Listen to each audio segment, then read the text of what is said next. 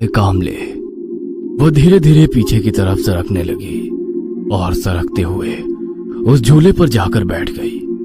अब धीरे धीरे झोंके लेकर उसने दोबारा मिताली को आवाज लगाई। मिताली ने अपनी रूम के दरवाजे की तरफ देखा तो वो आधा खुला हुआ था और दरवाजे के बाहर फैले घोप अंधेरे में वही औरत खड़ी थी जो उस बगीचे में झूले पर बैठी हुई थी। मासूम मिताली को ये सब टीवी सीरियल में दिखने वाले जादू की तरह लग रहा था।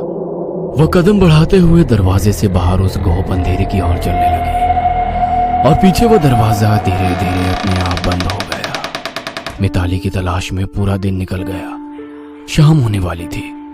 रागिनी का रो रो कर बुरा हाल था। अपनी बेटी के लिए फिक्रमंद रितेश सोफे पर बैठे अपने दोस्त विक्रम से बात कर रहा था। पुलिस में रिपोर्ट लिखाई है, वो तफ्तीश करके अभी आ गए। बोल रहे थे किडनैपर्स का फोन आया तो हमें इन्फॉर्म करें। रागिनी कहाँ है? वो अपने कमरे में है। ठीक है, अब मेरी बात ध्यान से सुनना, क्योंकि जो मैं बताने वाला हूँ उस पर शायद यकीन करना तुम्हारे लिए मुश्किल होगा। ऐसी क्या बात है? मेरे ख्याल से किडनैपर्स का फोन कभी नहीं आएगा। तुम ये कैसे कह सकते हो? क्योंकि इस इलाके को मैं जानता हूँ। मतलब? साफ साफ बोलो। विक्रम कुछ बोलता कि तभी जोर से आवाज करते हुए सीढ़ियों के ऊपर से एक बर्तन लुढ़कता हुआ नीचे उसके पैरों तक आ गया। विक्रम की नजर सीढ़ियों के ऊपरी छोर पर गई और जैसे उसके दिल की धड़कन ही थम सी गई। एक सफेद परछाई उसे ऊपर के कमरे के आधे खुले दरवाजे में नजर आई। रितेश, चल हम पुलिस स्टेशन जाकर आते हैं। अरे पुलिस तो अभी यहाँ से गई है। देखते हैं कैसी जांच हो रही है। पर पुलिस अपना काम कर रही है। विक्रम गाड़ी चला रहा था। उसके परेशान चेहरे की तरफ देखकर रितेश ने पूछा, क्या बात है? कुछ परेशान लग रहे हो? और इतनी जल्दबाजी में हम पुलिस स्टेशन क्यों जा रहे हैं? हम पुलिस स्टेशन नहीं जा रहे हैं। तुमने जो ये बेवकूफी की है उसका उपाय जानने जा रहे हैं। मैंने कौन सी बेवकूफी की है? बिना जांच पड़ताल किए एक ऐसी जगह पर रहने आया जो कई दिनों से नहीं बल्कि कई सालों से बंद पड़ी है, जहाँ पता नहीं कौन कौन सी शैतानी ताकतें मौजूद है। शैतानी ताकतें? क्या बकवास कर रहे हो? आज के जमाने में भी तुम इन बातों पर यकीन करते हो? यकीन? उस गांव में कई सालों से कोई नहीं रहता। शहर के पास होने की वजह से एक कॉन्ट्रैक्टर ने वहाँ कुछ मकान बनाए, बच्चों को खेलने के लिए गार्डन बनाया, पर 2 परिवार के छोटे बच्चे गायब हो गए। काफी ढूंढने पर भी कुछ हासिल नहीं हुआ। क्या हुआ उन बच्चों के साथ? कहते हैं उस गांव में एक औरत रहती थी जो लोगों के घर छोटा मोटा काम कर अपने बच्चों को पाल रही थी।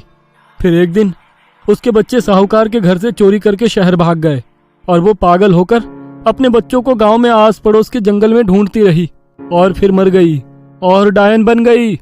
उसके डर से लोगों ने पूरा गांव छोड़ दिया और यहाँ वहां बस गए। कहकर विक्रम ने गाड़ी एक छोटे घर के पास रोक दी। दोनों घर के अंदर चले गए। एक बूढ़े बाबा भगवान की पूजा कर रहे थे। उनकी पत्नी माला जप रही थी और उनकी नातिन पास में ही पढ़ाई कर रही थी। उनके पास बैठते हुए विक्रम ने उन्हें प्रणाम किया। बोलो बेटे, कुछ परेशान लग रहे हो? विक्रम ने सारी बात बाबा को बता दी। बिना कुछ कहे उस बूढ़े इंसान ने अपनी आंखें बंद कर ली और झट से आंखें खोलते हुए कहा, है घर में किसी को अकेला छोड़कर आए हो? हाँ, मेरी पत्नी रागिनी को। वो खतरे में है। रितेश ने विक्रम की तरफ देखते हुए कहा, कैसा खतरा? इतना समझाने के लिए वक्त नहीं है। उसे फोन करो और बताओ कि घर में जहां पूजा घर है वहां जाकर आंखें बंद करके बैठ जाए और तुम दोनों रात होने से पहले उसके पास पहुंचो। आज की रात शैतान सबसे ताकतवर होगा। रितेश ने रागिनी को फोन किया पर वो फोन नहीं उठा रही थी। वह झट से उठकर खड़ा हो गया और बाहर निकला। विक्रम भी उस बूढ़े आदमी के पैर छूकर आशीर्वाद लेकर निकला। विक्रम गाड़ी चला रहा था और रितेश लगातार रागिनी को फोन ट्राई कर रहा था। दोनों तेज रफ्तार से गाड़ी से घर जाने लगे। रागिनी अपने कमरे में गुमसुम बैठी थी और मोबाइल बाहर हॉल में सोफे पर पड़ा था। सूरज धीरे धीरे ढलने लगा और गुमसुम बैठी रागिनी के कानों पर आवाज पड़ी, मम्मी। रागिनी के दिल में खुशी की लहर दौड़ गई क्योंकि वो आवाज मिताली की थी। उसने झट से आवाज की तरफ देखा तो दरवाजे के बाहर कुछ दूर कोई छोटी बच्ची खड़ी थी। अंधेरा हो रहा था इसलिए साफ साफ कुछ भी नजर नहीं आ रहा था, पर आवाज मिताली की थी। रागिनी दौड़ती हुई दरवाजे से बाहर निकली पर मिताली दूर दूर जा रही थी। जैसे वो मिताली के पास पहुंचती, मिताली और दूर नजर आती। पैरों में चुभते कांटे, नुकीले पत्थर से लहूलुहान हालत में अपनी बेटी के लिए बेचारी रागिनी चलती जा रही थी। चलते चलते मिताली उसे एक जगह खड़ी नजर आई। उसके आसपास कुछ पेड़ थे जिनकी टहनियां आपस में लिपटी हुई थी। उस संकरी और सूखे पत्तों से ढकी कच्ची सड़क पर रागिनी चलते हुए एकदम से रुक गई। मिताली कहीं नहीं थी।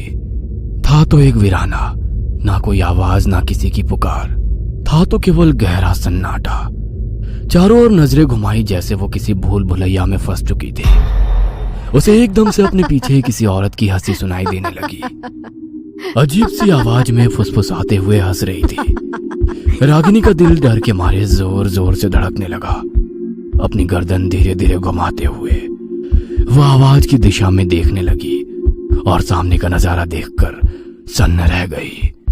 पीछे घने अंधेरे और कोहरे की वजह से सब धुंधला नजर आ रहा था।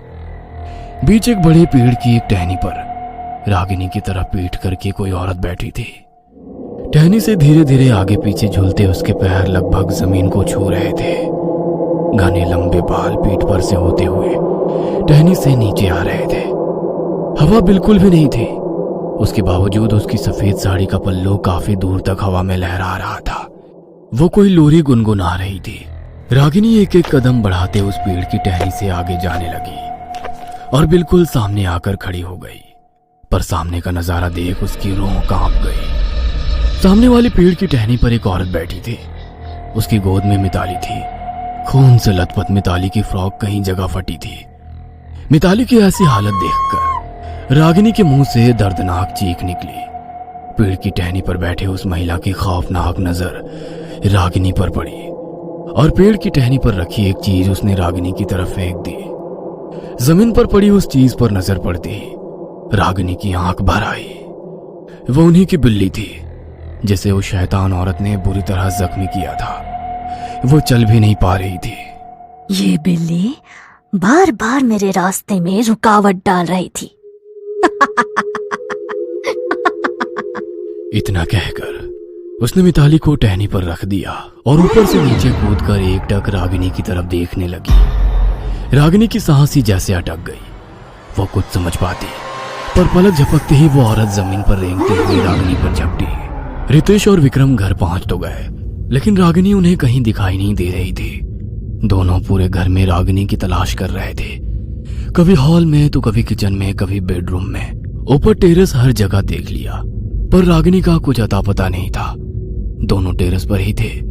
तभी विक्रम की नजर घर के पिछले हिस्से में गई। वहां कोई था। दोनों नीचे उतरकर घर के पिछले हिस्से में गए, पर वहां कोई नहीं था। तुम्हें पूरा यकीन है तुमने यहाँ किसी को देखा था? रितेश ने विक्रम से पूछा, पर विक्रम कुछ बोलता। तभी जंगल से किसी औरत की चीख सुनाई दी। दोनों का कलेजा कांप गया। रितेश समझ गया कि आवाज रागिनी की थी। दोनों बिना कुछ सोचे जंगल की तरफ भागने लगे। रागिनी की दर्दनाक चीखें दोनों को सुनाई दे रही थी, पर अब आवाज की दिशा समझ नहीं आ रही थी। दोनों जंगल में अलग हो गए।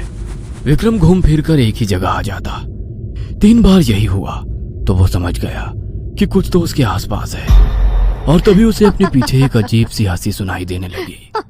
उसका दिल जोर जोर से धड़कने लगा। हिम्मत करके उसने मुड़कर पीछे देखा, पर सब कुछ शांत हो गया। तभी जमीन पर कुछ हलचल होती सुनाई देने लगी, जैसे कोई रेंगता हुआ जा रहा हो, और अगले पल किसी ने उसके दोनों पैर जकड़कर खींच लिए, जिससे वो जोर से जमीन पर गिर पड़ा। कौन है? सामने आओ। उसकी आवाज में डर था। तभी उसके पीछे फैले अंधेरे में एक सफेद चेहरा आगे आया और उसके कान में बुदबुदाया। मरने की इतनी जल्दी हो गई है? उसने झट से मुड़कर देखा तो कुछ भी नहीं था, पर तभी उसी काले अंधेरे से निकलकर जमीन पर रेंगती हुई एक सफेद परछाई उस पर झपटी और उसकी चीख गहरे सन्नाटे को चीरती निकली। रितेश ने भी वो चीख साफ साफ सुनी। वो उस आवाज के पीछे भागने लगा। भागते भागते उसी जगह पहुंचा जहां रागिनी आई थी। कोई मेरी बेटी को बचा लो, कोई मेरी बेटी को बचाओ। रागिनी की वो दर्द भरी आवाज सुनकर वह वहीं रुक गया। नजरें घुमाए चारों तरफ देखने लगा। तभी उसके पैरों पर कुछ पानी की बूंदें टपकने का एहसास हुआ। उसने पैरों को हाथ लगाकर देखा तो वो खून था, और दोबारा उसके हाथ पर खून की बूंदें गिरने लगी। उसने धीरे धीरे अपनी गर्दन ऊपर की तरफ घुमाई। तभी ऊपर पेड़ की टहनी पर बैठी रागिनी ने उसके ऊपर छलांग लगाई। मैं मेरी बेटी को नहीं ले जाने दूंगी। रितेश वहीं पर बेहोश हो गया। रितेश को कुछ कुछ महसूस हो रहा था, जैसे कोई उसका शरीर जमीन पर से घसीट कर कहीं ले जा रहा था, और साथ ही एक औरत के बड़बड़ाने की आवाज आ रही थी। तू मेरी बेटी को ले जाएगा, तेरे जिस्म के टुकड़े कर दूंगी। और रितेश को समझ आया कि रागिनी उसके बाएं पैर को एक हाथ से पकड़कर घसीट कर कहीं ले जा रही है। उसके जिस्म में बिल्कुल भी जान नहीं थी, फिर भी रागिनी की बातें वो साफ साफ सुन पा रहा था।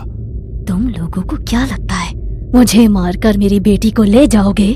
उस दिन मैं बेबस थी, पर आज नहीं। इतना कहकर उसने रितेश को एक गड्ढे में फेंक दिया। गड्ढा काफी गहरा था। रितेश जमीन पर पड़ा था। उसने धीरे धीरे आंखें खोलकर देखा तो कुछ ही दूर उसकी बेटी लहूलुहान हालत में पड़ी थी और घपाक से रागिनी दोनों के बीच कूद पड़ी।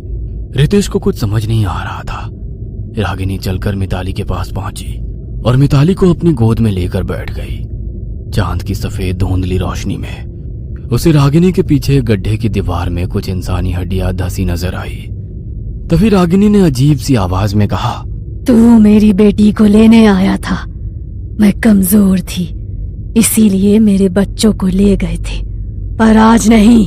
वो आगे कुछ बोलती, तभी रितेश के मुंह से कांपते हुए शब्द निकले, रागिनी होश में आओ, अपनों की ही बलि चढ़ा रही हो, होश में आओ। रागिनी तो मर गई। मैं वैजंती हूँ। तुम भी उन्हीं गांव वालों में से हो ना, जिन्होंने मेरे बच्चों की इसलिए जान ली क्योंकि उन्होंने साहूकार के घर के बाहर सूखने के लिए रखे मुट्ठी भर अनाज के दाने चुराए थे। दोनों भाई बहन को मेरे सामने से पिटते हुए घसीट कर ले गए और इसी गड्ढे में लहूलुहान फेंक दिया था। पूरे गांव के सामने मैं कुछ नहीं कर सकी सिवाय रोने के। 2 दिन बाद रात मेरी पड़ोसन ने मेरे घर का दरवाजा खोला और यहाँ ले आई। मेरे दोनों बच्चे गड्ढे में बेजान पड़े थे। उन्हें बाहर निकालने की कोशिश की, पर मैं अकेली क्या करती। तभी मेरी बेटी ने कहा, माँ बहुत प्यास लगी है, थोड़ा पानी पिला दो। वो पानी मांग रहे थे। मैं जैसे तैसे वहां से निकली, घर से पानी का बर्तन लेकर वहां वापस पहुंची।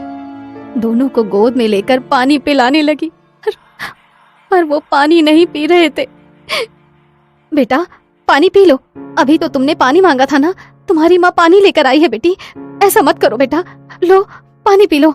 देखो माँ को ऐसे छोड़कर मत जाओ, मैं जिंदा नहीं रहूंगी। सुनो, पानी पी लो, पानी पी लो। रोती रही, चीखती रही और वहीं अपने बच्चों के साथ दम तोड़ दिया। तब से मैं यहाँ किसी को बसने नहीं देती, किसी को नहीं। देखो तुम्हारे साथ बहुत बुरा हुआ, पर तुम भी तो दूसरों के बच्चों को मार रही हो। तुम भी तो उन्हीं लोगों के जैसी हो। नहीं, ये मेरी बेटी है, मैं इसे यहाँ से नहीं ले जाने दूंगी। तभी रागिनी के पीछे अंधेरे में से 2 धुंधली परछाई उभरती रितेश को दिखने लगी। माँ वो तुम्हारी बेटी नहीं, हम तो यहाँ हैं। माँ अब हमें यहाँ से जाना होगा।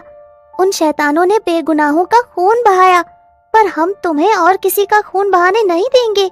उन्हें छोड़ दो माँ।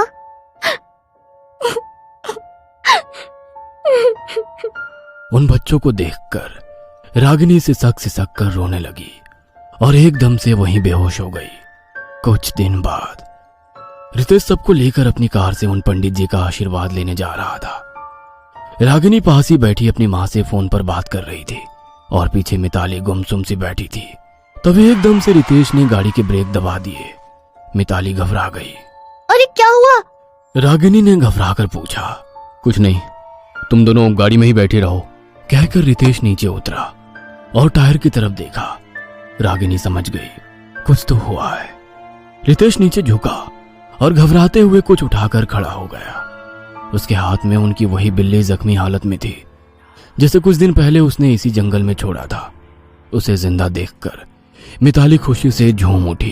पापा स्वीटी को डॉक्टर के पास ले चलो। और उनकी कार शहर की तरफ भागने लगी।